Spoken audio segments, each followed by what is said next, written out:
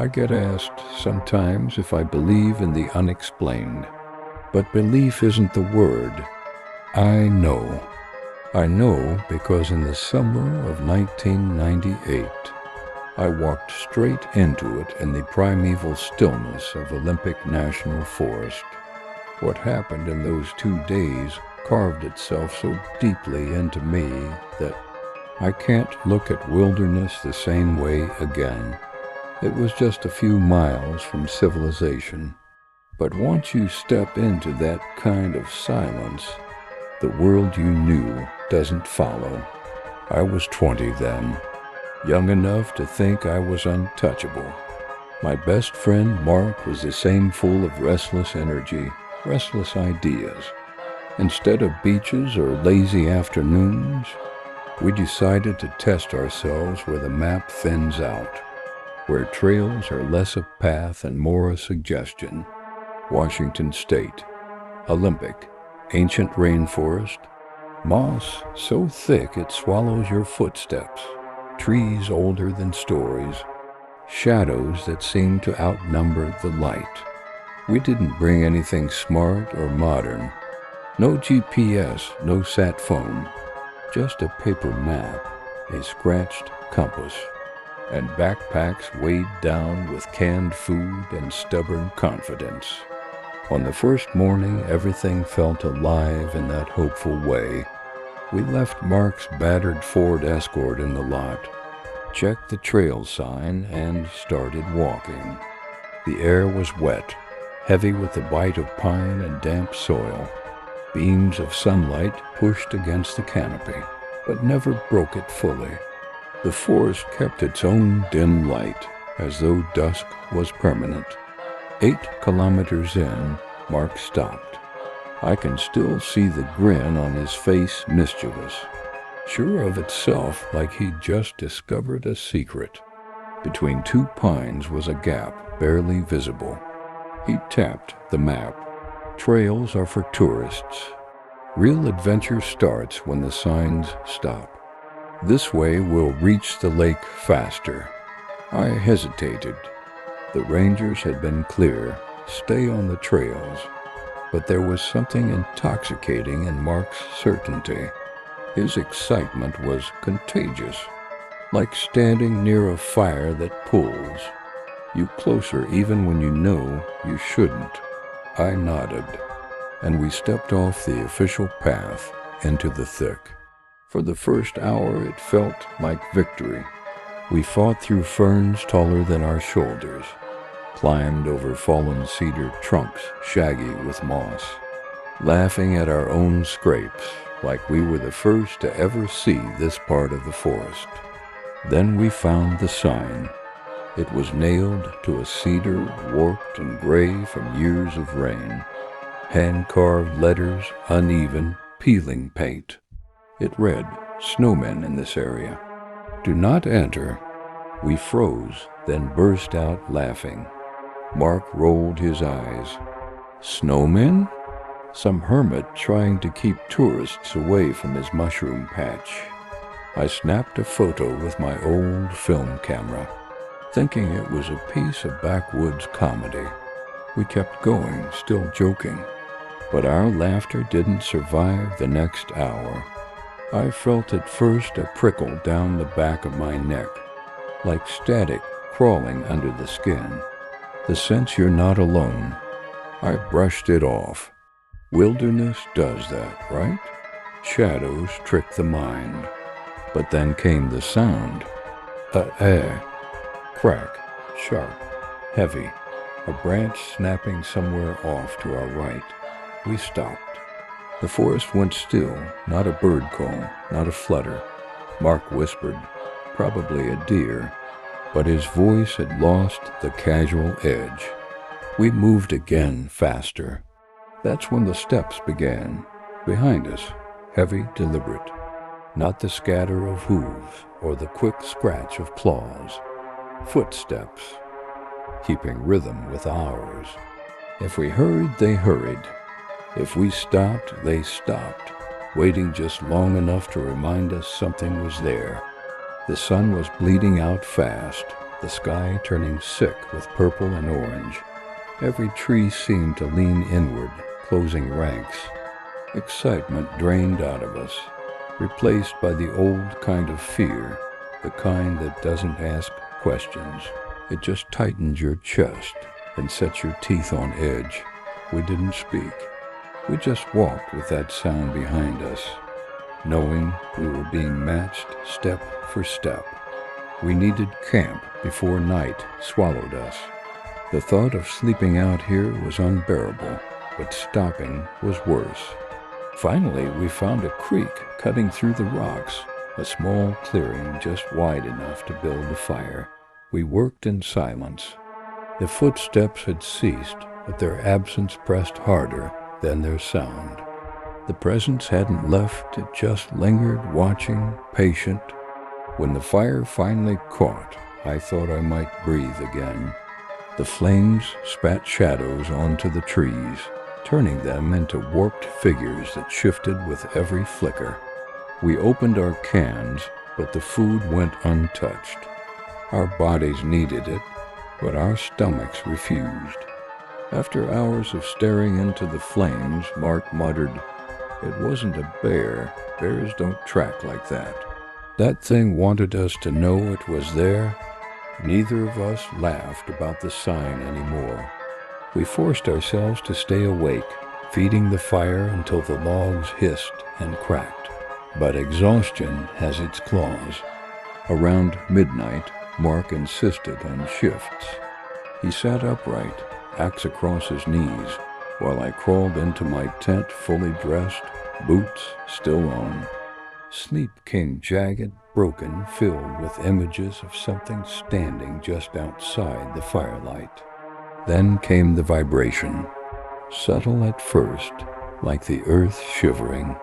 It rolled through me, rattled the ground beneath my sleeping bag, and then an eruption, bush splitting, branches breaking. A roar tore the night apart, stitched out of mountains, so loud it seemed to bend the air.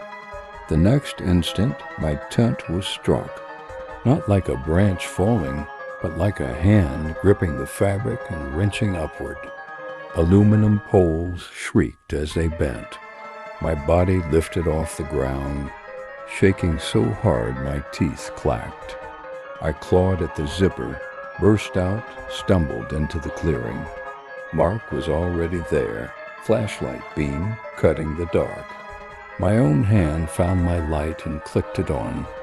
Twin beams stretched across the clearing, and in that trembling border between firelight and shadow, it stood. Tall, too tall, covered in matted, dark hair, shoulders like slabs of stone, arms that reached almost to its knees. We couldn't see a face, just eyes-orange reflections, glowing back at us with a sharpness that wasn't animal, but wasn't human either. The smell hit me, then. Rot, wet fur, something metallic underneath. It tilted its head, studying us. Then a sound rose from its chest. Not a growl, not a howl. A guttural thunder, low and resonant, a bedtime story armed with claws. It punched the air out of my lungs, made the fire tremble. Then it stepped forward, slow, deliberate. And in that moment, instinct shattered reason. Mark and I didn't speak, didn't plan. We just ran. We left the fire, the tents, everything. We ran blind into the forest, into the endless dark. Behind us, the sound of branches snapping, trees giving way, as if something bigger than belief itself had followed us out of the clearing. We ran until breath became knives in our chests. Branches clawed at our faces, roots hooked our boots, but fear made us weightless. The forest wasn't just trees anymore. It was a maze closing in, its walls made of shadow and splintered bark. Every step echoed with the knowledge that something was behind us, something vast, something unwilling to let us go. I could still hear it, heavy, thunderous strides tearing through the undergrowth. Not the random crashing of a bear, not the panicked sprint of prey. These steps had patience, like a predator enjoying the chase, never losing control. Each impact carried through the ground into my legs, a reminder that distance meant nothing. It could take us whenever it chose. At one point, Mark stumbled, and my hand shot out without thinking, dragging him up by his pack. He didn't thank me, didn't even look. His face was set in the pale mask of survival. His eyes caught mine for just a second, wide, burning, a silent promise. Don't stop. Not even if I do. The night twisted time. Minutes could have been hours. At some point, the crashing behind us stopped. The forest quieted in a way that didn't soothe, it suffocated. We kept running, but the silence gnawed at us. The absence of pursuit felt worse than the chase itself. It meant it was close enough to be waiting. Finally, our sprint broke down into a stagger. Our bodies demanded oxygen, muscles turning leaden, legs barely holding. We collapsed against a downed log, gasping, listening, nothing. Just the sound of our own ragged breathing. For a while, we just sat there, staring into the ink-black forest.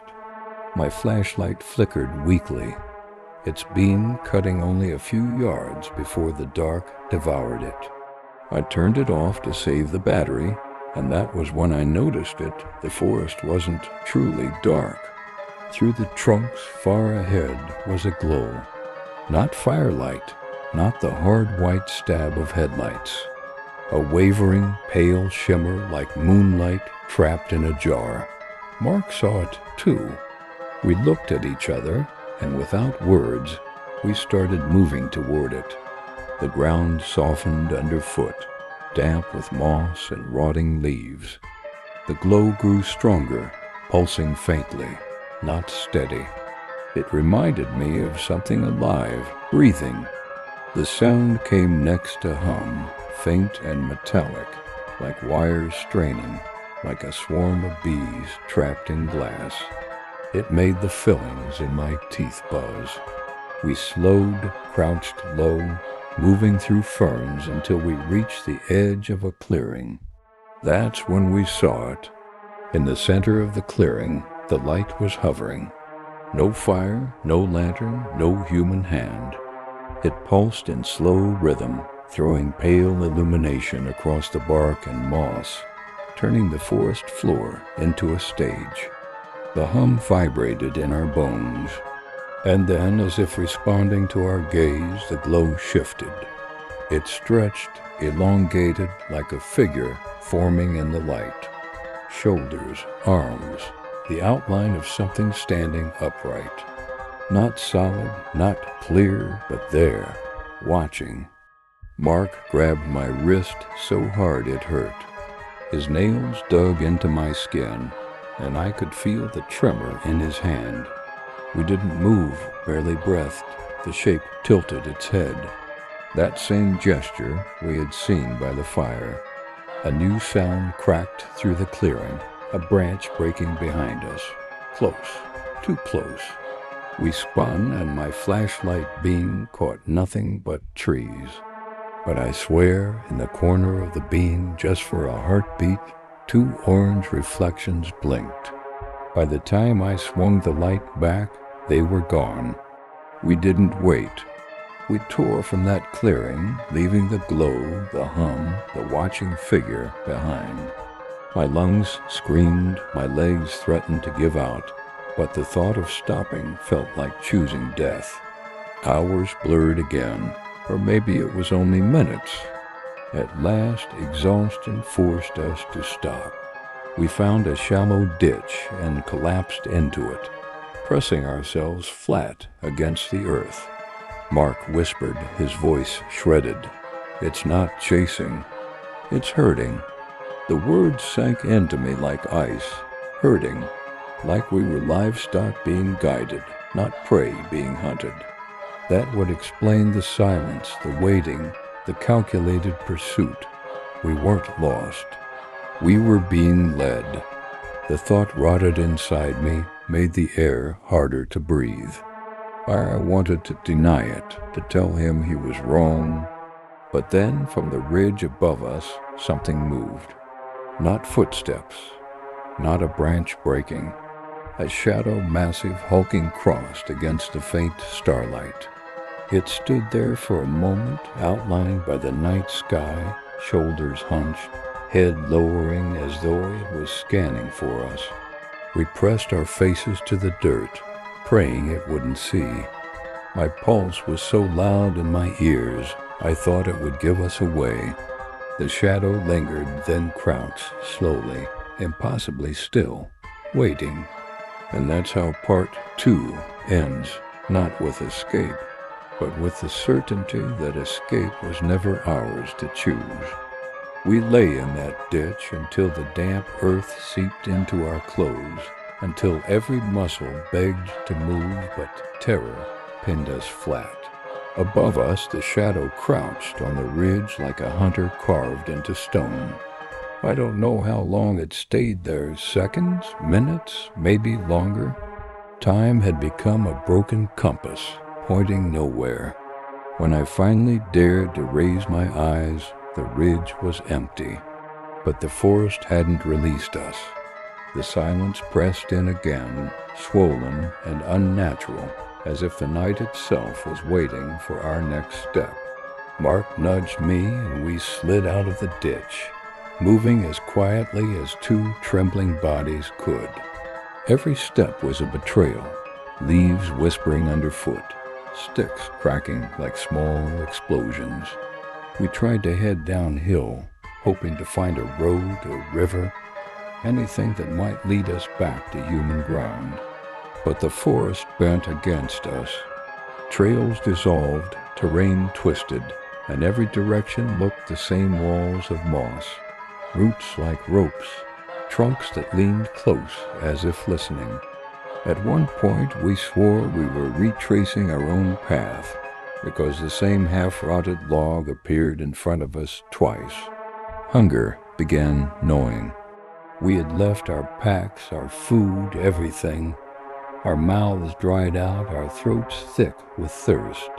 The idea of stopping to drink from a stream terrified us, kneeling, lowering our guard, giving it a chance to close in.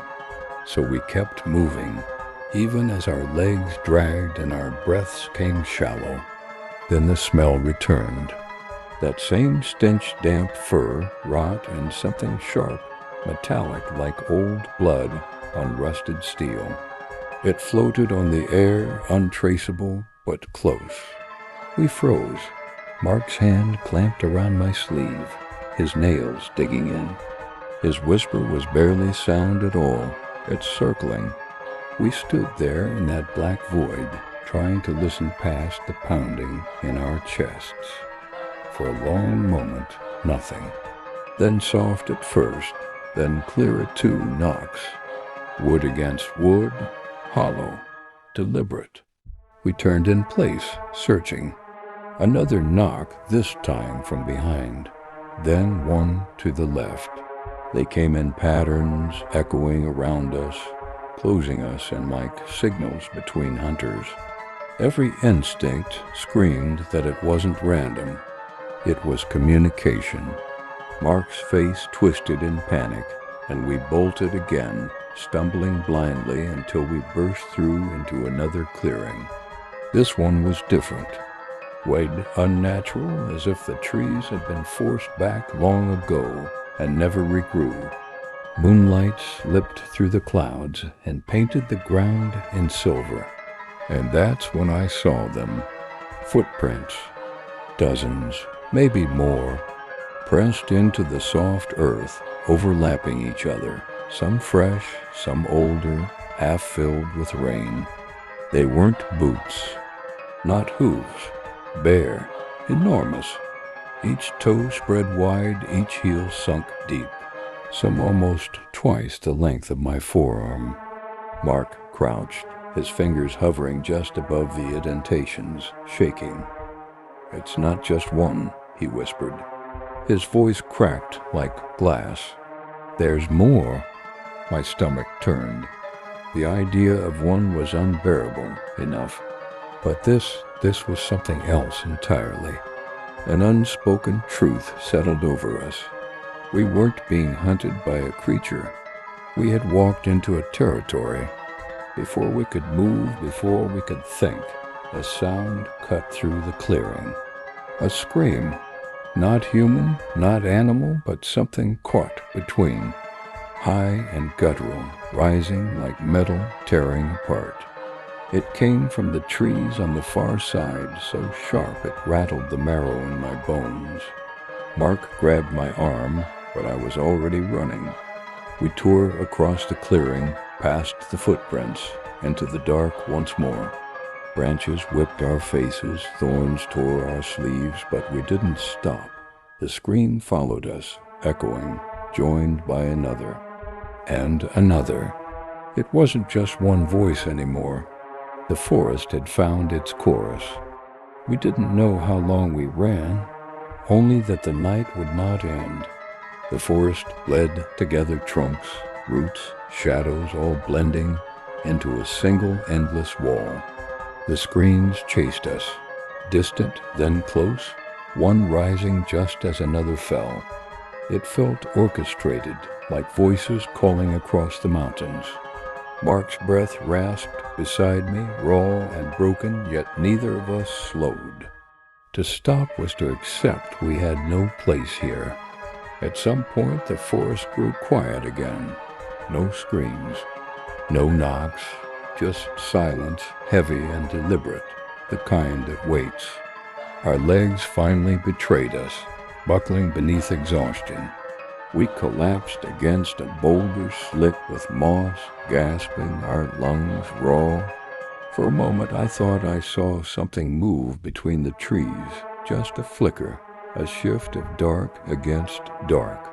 But when I blinked, it was gone. The hours blurred until the faintest gray touched the treetops. Dawn. The forest hadn't changed, yet the light felt like a fragile shield, thinning the weight of the night.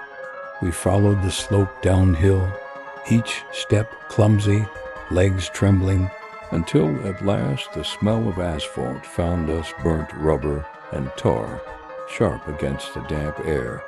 When the road appeared, it felt unreal. Cars rushed past, their headlights washing over us like the beams of another world. Mark waved desperately, and after what felt like an eternity, a truck slowed. The driver stared at us as though we'd crawled up from the earth itself, clothes shredded, faces cut, eyes wide and hollow. We stammered out a story about a bear, the kind of lie that feels safer than the truth. He didn't argue. He just told us to climb in. At the ranger station, the officer on duty was an older man, the type whose eyes had seen more than his words would ever admit. He listened quietly as we stumbled through our version attacked in the night, tents destroyed, chased through the forest. He nodded, asked nothing that pressed deeper. His silence was heavier than disbelief. It was the silence of someone who knew more than he could say. Morning rose clearer, sharper. The ranger loaded his rifle, motioned for us to follow. We drove back to the creek where we'd camped. My stomach twisted tighter with each bend in the road, every mile pulling us back toward the place we'd barely escaped. When we stepped into the clearing, the world tilted. Our tents were shredded, not collapsed, ripped apart like paper. Aluminum poles bent and twisted as though crushed by machines. Cans flattened into thin discs. Our cast iron pan warped, curved nearly in half. Mark whispered, "No bear." His voice shook, but it wasn't fear anymore. It was certainty. The ranger crouched near the creek's edge, where the soil was soft. He didn't call us over right away. He just stared, shoulders hunched, eyes fixed. Then he waved us close. In the mud lay a print, huge. 5 toes spread wide, heels sunk deep, arch long and unmistakable. A foot, but not human, not animal. Something caught in between. He slid a tape measure from his vest and laid it across the indentation. His voice was low, almost to himself. 19 inches. He exhaled slowly, his jaw tightening. Almost 50 centimeters. Mark and I stood there, unable to speak. The ranger took a photo, then another, carefully, methodically. When he finally looked at us, his face was unreadable, carved in stone. "There are things in these forests most people will never see," he said. His voice was calm, but behind it was something heavier. "Be glad you're not a story someone else tells." Back at the station, he wrote his report in neutral tones. Campsite destroyed by large unidentified animal. Unusual tracks discovered. No embellishments, no conclusion. Just facts sterilized into ink. He handed us our salvaged belongings and said nothing more. Mark and I never spoke about it again. Not really. We stayed friends, but something broke between us. An invisible wall we could never climb back over. We had seen the same thing, felt its presence, run from its shadow, but saying it aloud made it real, and real was unbearable. Years later, I still wake at night to that sound, the guttural roar stitched from earth itself, rattling the inside of my skull. Sometimes when the wind scrapes against the windows, I catch the faint echo of those knocks, hollow and deliberate. And I remember the ranger's eyes, steady but tired, as if he'd carried that truth longer than we had. People ask if I believe. I don't answer anymore. Belief is too small a word, because out there, beneath the canopy of ancient trees, something walked beside us, and it is still walking.